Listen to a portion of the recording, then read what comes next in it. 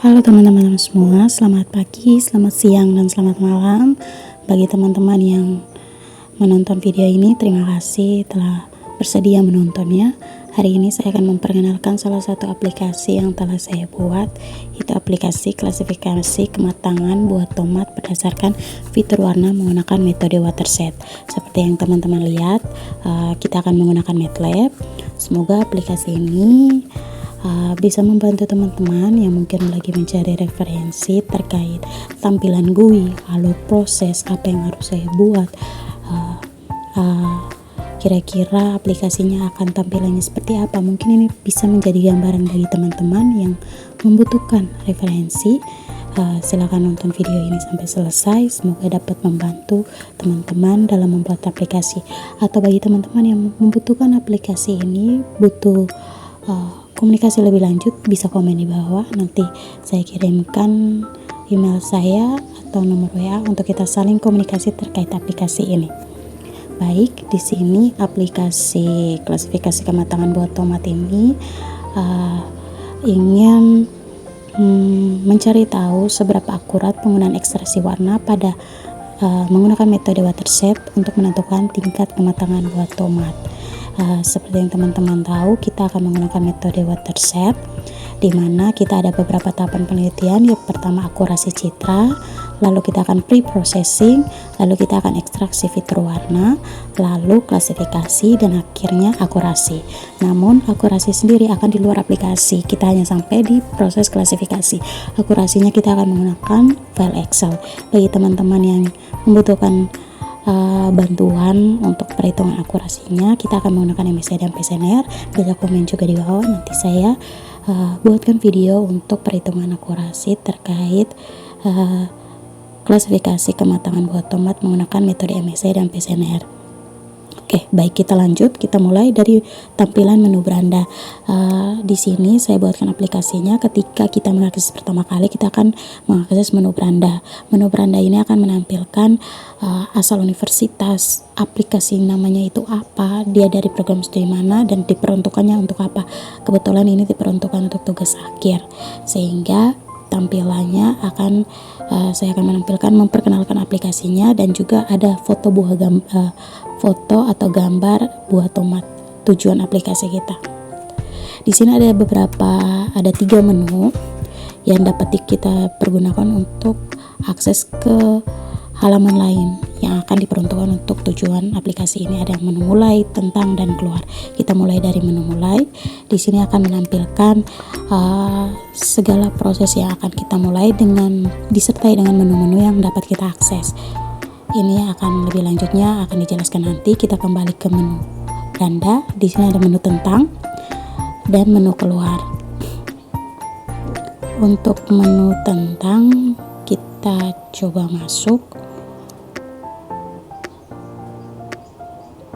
Untuk menu tentang, di sini dia akan menampilkan data peneliti kita, terus kenapa kita melakukan penelitian ini, kita menggunakan apa, dan tujuannya kita melakukan penelitian ini untuk apa.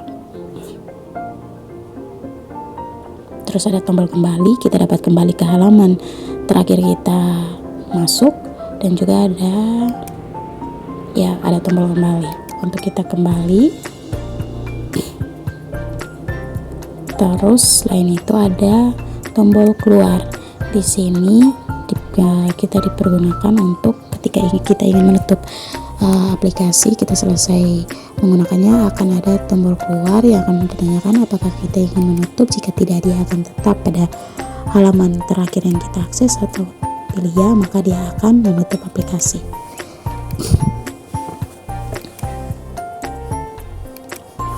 Oke, kita mulai dari tombol mulai. Untuk tombol mulai, di sini berdasarkan tahapan yang telah saya jelaskan sebelumnya.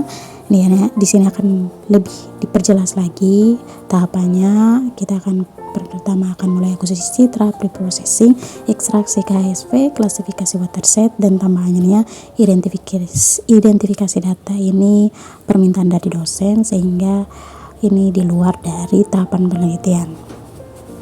Kita mulai dari akuisisi citra.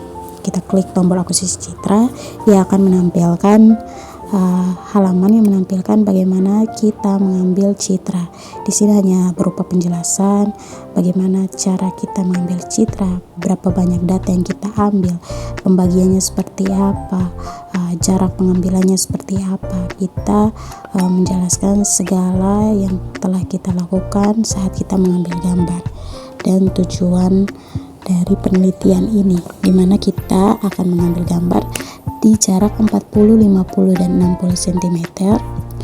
Lalu akan dibagi citra yang diambil itu ada citra matang, setengah matang, dan mentah.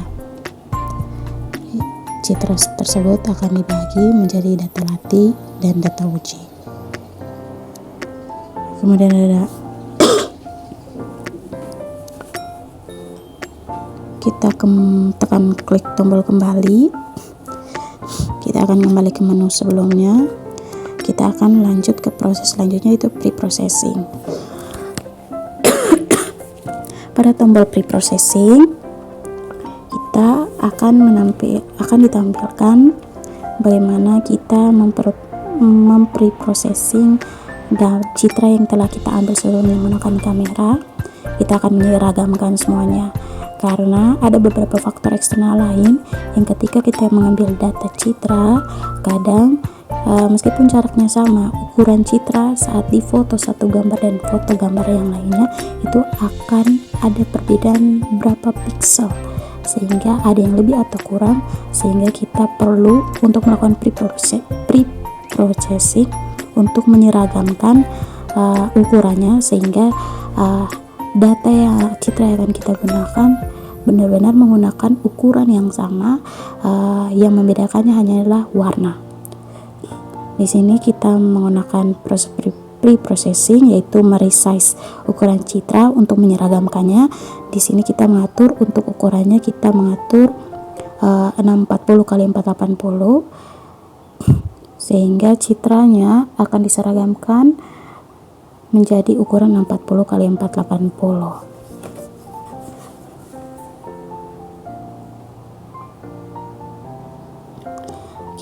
Kita klik di tombol citra berdasarkan jarak. Di sini kita akan pilih, misalkan kita pilih citra yang jarak 40 cm, yang kita ambil di jarak 40 cm. Lalu kita pilih citra yang dilatih atau yang citra yang akan diuji. Kita pilih citra yang dilatih terlebih dahulu untuk menyeragamkan citra yang dilatih sehingga ukurannya sama.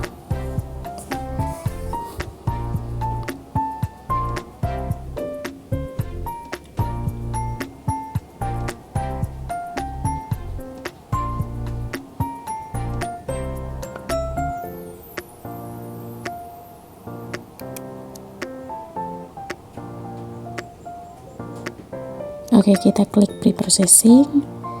Ya, dia akan mulai proses loading. Dia akan mengambil data citra yang ada di folder yang telah kita siapkan. Terus diambil, ambil satu-satu citranya, mulai proses hingga semua citra yang ada diseragamkan ukurannya menjadi 640 x 480.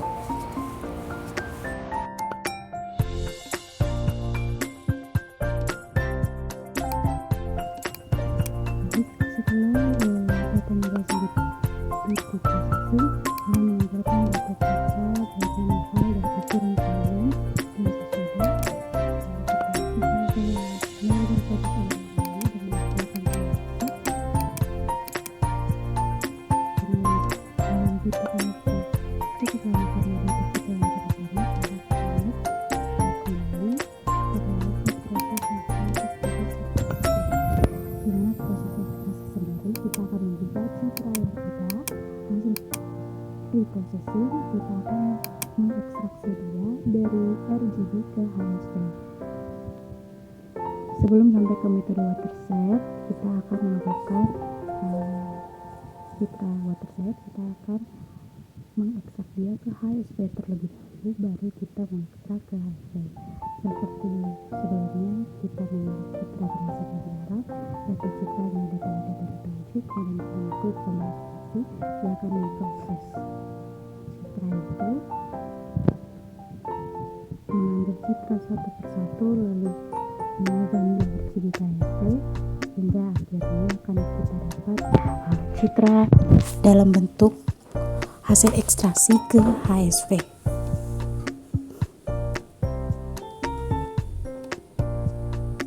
Ya, berikut tampilan citra yang berhasil kita ekstraksi, citra sebelumnya nilai RGB-nya, kemudian kita ekstraksi ke HSV, ditampilkan nilai HSV-nya.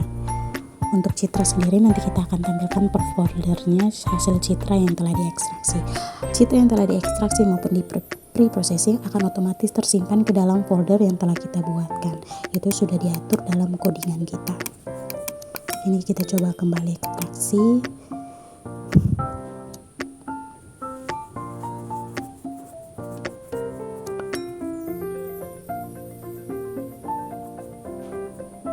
Untuk data selanjutnya, jarak 50 data latih.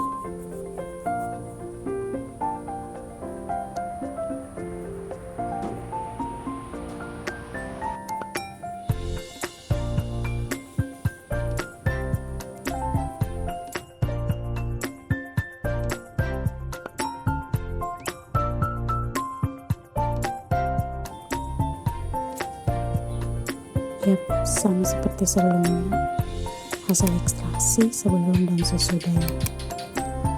Kita reset, kita kembali. Di sini ada menu klasifikasi, itu kita menggunakan klasifikasi metode waterset.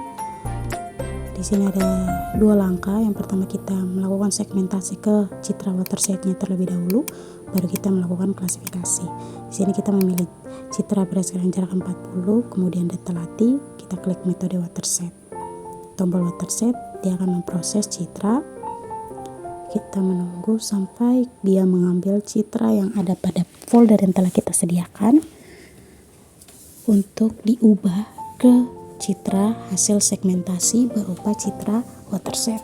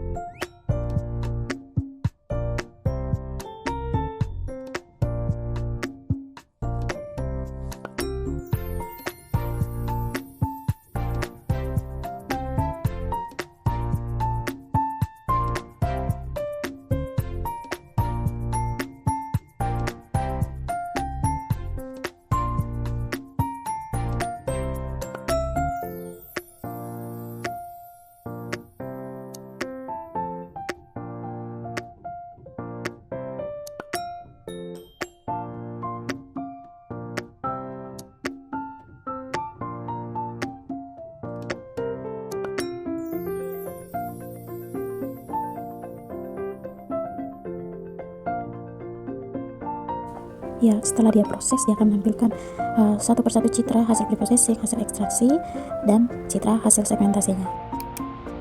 Baik, selanjutnya kita akan melakukan klasifikasi. Klasifikasi yang pertama, kita akan mengklasifikasi citra berdasarkan jarak 40 cm.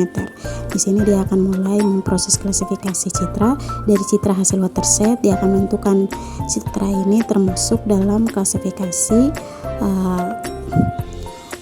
tingkat kematangannya matang, mentah, atau setengah matang. Baik, hasil dari klasifikasi citra waterset kita akan membandingkannya dengan citra sebelum diklasifikasi, di mana kita telah menentukan terlebih dahulu citra ini secara kasat mata. Itu citra ini termasuk dalam citra matang, mentah, atau setengah matang. Dari hasil itu kita akan membandingkannya seberapa akurat klasifikasi menggunakan metode waterset ini menentukan tingkat kematangan buah tomat. Baik, selanjutnya di sini ada beberapa folder, di mana folder ini akan menyimpan semua hasil citra kita yang telah diproses. Ada pre-processing, ekstraksi, hasil klasifikasi, dan dibagi per data latih dan data ujinya. Dan juga ada file Excel untuk menyimpan nilai-nilai waterset maupun HSV yang telah diekstraksi. dapat dilihat oleh teman-teman itu adalah citra, baik citra hasil preprocessing, hasil ekstraksi, dan citra hasil segmentasi, dan juga file Excel yang akan menyimpan nilai waterset yang telah kita peroleh. Untuk hasil akhirnya akan kita pergunakan untuk menghitung seberapa akurat aplikasi ini mengklasifikasi citra berdasarkan tingkat kematangan, baik matang, setengah matang maupun mentah. Ya, semuanya dilengkapi dengan file Excel sehingga dia mempermudah kita untuk proses perhitungan.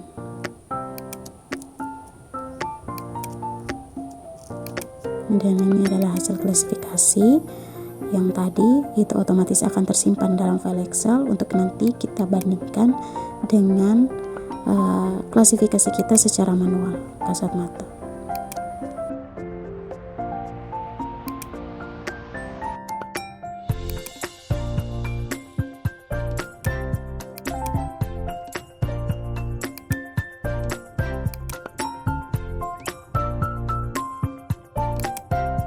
Lanjut ke salah satu menu terakhir, yaitu menu identifikasi. Ini permintaan dari dosen. Itu di sini kita tambahkan satu menu untuk mengecek data yang kita gunakan ini apakah buahnya adalah benar-benar buah tomat atau bukan buah tomat. Contoh saya masukkan salah satunya, ini sebenarnya buah apel. Kita identifikasi, oh ternyata dia bukan termasuk buah tomat. Ini hanya permintaan tambahan untuk pengecekan lebih lanjut data buah yang kita pergunakan apakah benar-benar buah tomat atau tidak. Ini hanya pengecekan satu persatu, ada juga per folder. Namun untuk video kali ini hanya saya mengeceknya satu persatu buah citra. Nah, kalau buah tomat ya akan klasifikasi bahwa identifikasi bahwa benar buah yang dimasukkan adalah buah tomat. Dan sekian penjelasan terkait aplikasi yang telah saya buat. Semoga bisa membantu teman-teman mencari referensi. Sekian dan terima kasih.